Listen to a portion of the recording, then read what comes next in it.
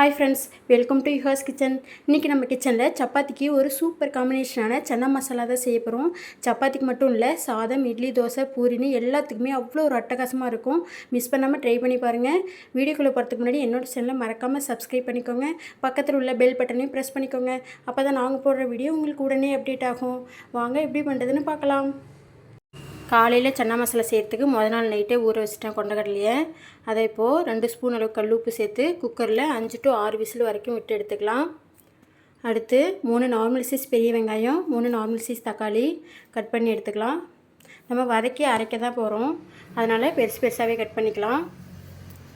அடுத்து stove on பண்ணிவிட்டு கடாய் போட்டுக்கலாம். தேவையான அளவு எண்ணெய் விட்டுட்டு இது கூட 2 பட்டை, 2 லவங்கம், அன்னாசி பூ, 2 ஏலக்காய் சேர்த்து வறுத்துக்கலாம். பொரிஞ்சதும் 1 ஸ்பூன் அளவுக்கு சோம்பு சேர்த்துக்கலாம். சோம்பு பொரிஞ்சதும் 1 ஸ்பூன் அளவுக்கு ஜீரகம்,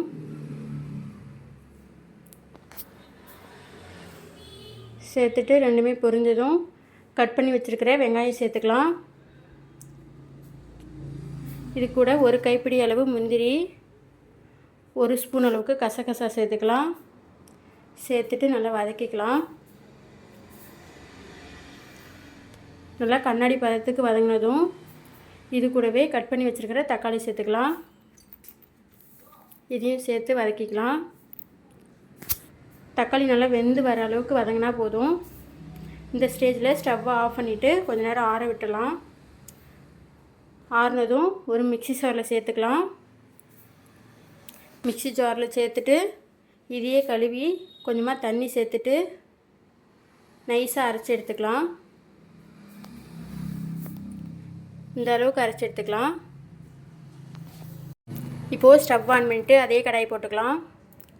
கடாய் நல்லா சூடானதும் தேவையான அளவு எண்ணெய் விட்டுக்கலாம். எண்ணெய் நல்லா காஞ்சதும் ஒரு பெரிய இலை, 2 கொத்து கருவேப்பிலை சேர்த்துக்கலாம். ரெண்டுமே நல்லா பொரிஞ்சதும் அரைச்சி வச்சுருக்கிற விழுது சேர்த்துக்கலாம். தண்ணி எதுவும் சேர்க்க வேண்டாம், விழுது மட்டும் சேர்த்து நல்லா வதக்கிக்கலாம். எண்ணெயிலேயே ஒரு 2 நிமிஷத்துக்கு விழுதை நல்லா வதக்கிக்கலாம்.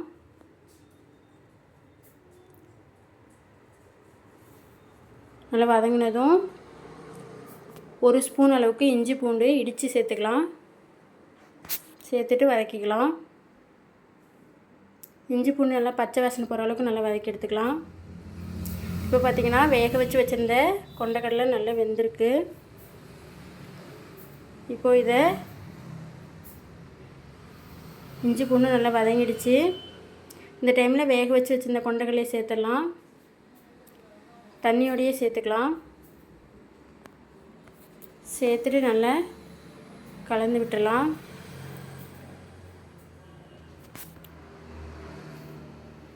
நமக்கு கிரேவி எந்த அளவுக்கு வேணுமோ அந்த அளவுக்கு எக்ஸ்ட்ரா தண்ணி சேர்த்துக்கலாம்.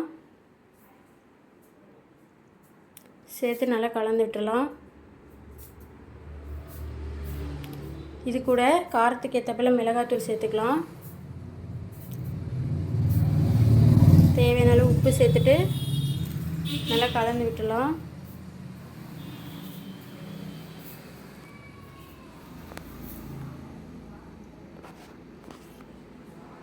நல்லா இந்த மாதிரி கொதி வந்ததும் ஒரு மூடி தேங்காய் பால் அரைச்சி எடுத்து வச்சுருக்கேன், அதை சேர்த்துக்கலாம்.